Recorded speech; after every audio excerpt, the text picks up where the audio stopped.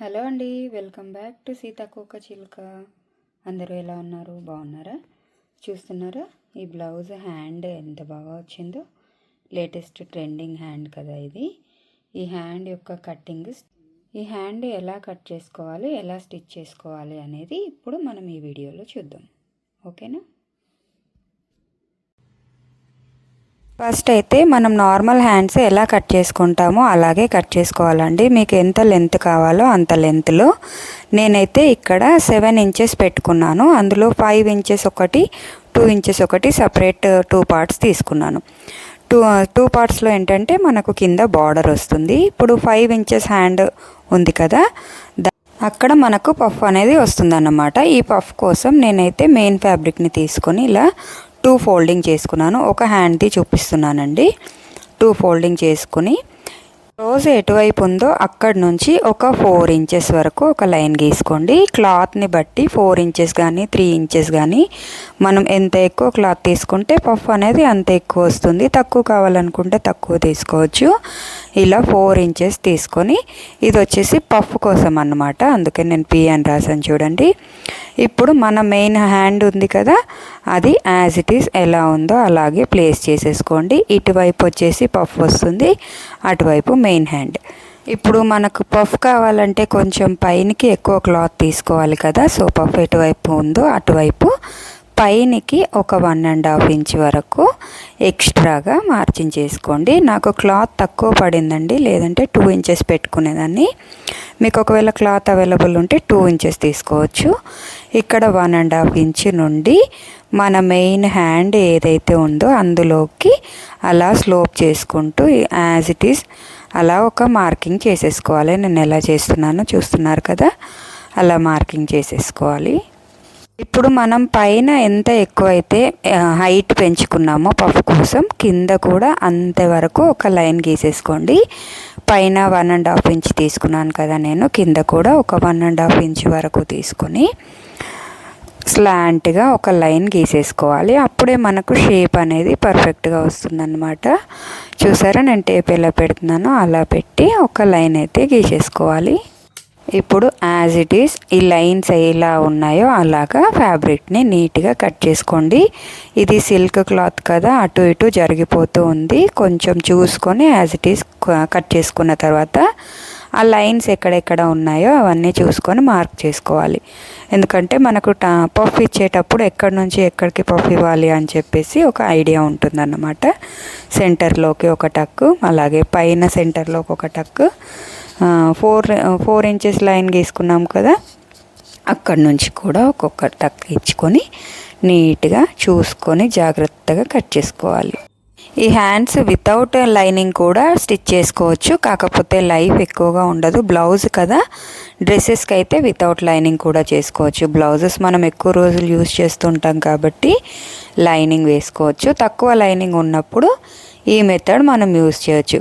ఒకవేళ మీరు ఫుల్ మొత్తం పఫ్ కూడా లైనింగ్ వేయాలి అనుకుంటే as it is full hand కూడా ఇప్పుడు నేను ఈ మెయిన్ ఫ్యాబ్రిక్ ఎలా అయితే చూపించానో అలాగే ఫుల్ లైనింగ్ కూడా కట్ చేసుకోవాలి. ఇప్పుడు నెక్స్ట్ వచ్చేసి బార్డర్ తీసుకుంటున్నాను. 2 ఇంచెస్ నేను హ్యాండ్ నుండి సపరేట్ చేసుకున్నాను కదా, యాజ్ ఇట్ ఈస్ ఆ బార్డర్కి ఇది అటాచ్ చేసుకోవాలన్నమాట. ఇప్పుడు ఇవి ఎలా అటాచ్ చేసుకోవాలో చూద్దాము. అయితే నేను మెయిన్ ఫ్యాబ్రిక్కి పప్స్ స్టిచ్ చేస్తున్నాను. చూసారా, నేను ఇచ్చిన 1.5 ఇంచ్ లాగానే అనిపించింది, బట్ చూసారా స్లోప్ ఎంత బాగా వచ్చిందో వీ షేప్లో. ఇప్పుడు మనం టక్స్ ఇచ్చుకున్నాం కదా, ఎక్కడి నుంచి స్టార్ట్ చేసుకొని సెకండ్ టక్ వరకు ప్రిల్స్ని నీట్గా పెట్టుకుంటూ రావచ్చు. మీకు బిగినర్స్ అయితే ఇదిగో నేను చూపిస్తున్నాను కదా, ఈ మెథడ్లో ప్రిల్స్ పెట్టుకోండి. ఇలాంటి కత్తెర మనకు 5-10 రూపీస్లో బ్యాంగిల్ స్టోర్స్లో కానీ ఫ్యాన్సీ స్టోర్స్లో కానీ దొరుకుతుంది. సో దాంతో యూస్ చేసుకోవచ్చు. ఇంకా ప్రిల్స్ పెట్టడానికి చాలా టిప్స్ ఉన్నాయి, మీరు ఒకసారి చెక్ చేసుకోవచ్చు. లేదంటే లూజ్ కుట్టు పెట్టి ఇలా ఒక థ్రెడ్ని లాగినా కూడా ప్రిల్స్ ఈజీగా వస్తాయి. నాకు కొంచెం నీట్గా రావాలి అనుకున్నాను కాబట్టి ఇలాగ పెడుతున్నాను అనమాట. చూసారా, కింది వైపు ప్రిల్స్ అయితే కంప్లీట్ అయిపోయాయి.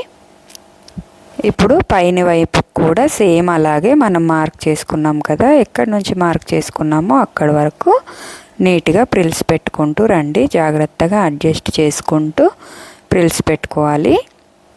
ఎందుకంటే ఇది క్లాత్ అనేది సాగిపోతుంది, జారుతూ ఉంది కదా, కొంచెం కష్టమైపోయింది ప్రిల్స్ పెట్టేటప్పుడు. ఇంకా నా క్లాత్ కూడా సరిపోలేదు, శారీ కొంచెం తక్కువ వచ్చిందనమాట. ఇంకొక హ్యాండ్కి కొంచెం అతుకు కూడా పడింది. సో మీరు కట్ చేసుకోవాలి అనుకున్నప్పుడు ఇలాంటి మోడల్ హ్యాండ్స్ సఫిషియెంట్గా క్లాత్ ఉందా లేదా ఒకసారి చెక్ చేసుకొని తర్వాత కట్ చేసుకోండి. ఇప్పుడు ఇది వచ్చింది కదా, మనం టక్స్ పెట్టాం కదా, main fabric tucks and lining tucks పెట్టేసి యాజ్ ఇట్ ఈస్ ఎలా ఉందో అలా మార్కింగ్ చేసుకొని స్టిచ్ వేసేసుకోవాలి. అయితే మనము ఈ 1.5 ఇంచ్ అనేది మెయిన్ ఫ్యాబ్రిక్ కట్ చేసాం కానీ లైనింగ్కి కట్ చేయలేదు కదా. సో ఇక్కడ నేను అదే కట్ చేస్తున్నాను అన్నమాట. కట్ చేసి యాజ్ ఇట్ ఈస్ అది ఎలా ఉందో అలా కట్ చేసేసుకోవాలి. ఇప్పుడు నెక్స్ట్ వచ్చేసి ఇక్కడ నేను బార్డర్ అటాచ్ చేస్తున్నాను.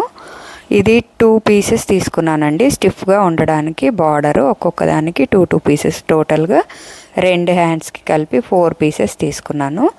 అలా అప్పుడే మనకు స్టిఫ్గా వస్తుంది.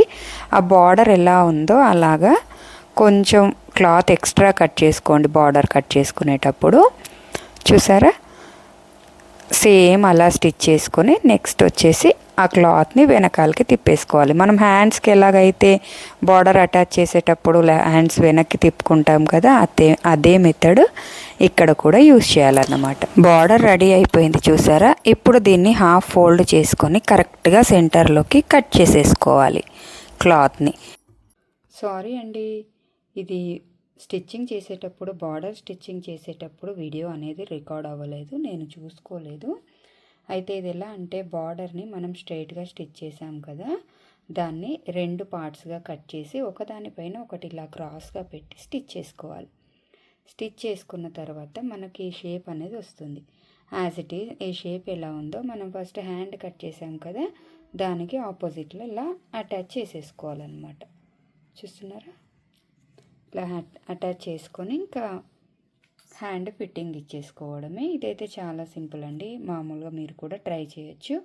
ఒకసారి ట్రై చేయండి. ఒకవేళ మీకు అర్థం కాకపోతే నెక్స్ట్ టైం మళ్ళీ ఇలాంటి హ్యాండ్ వచ్చినప్పుడు నేను కంపల్సరీ వీడియో అప్లోడ్ చేస్తాను. ఈ వీడియో మీకు ఎలా అనిపించింది? నచ్చితే లైక్ చేయండి, షేర్ చేయండి, సబ్స్క్రైబ్ చేసుకోండి. మళ్ళీ ఇంకొక మంచి వీడియోతో మళ్ళీ కలుస్తాను. ఉంటాను. Bye bye.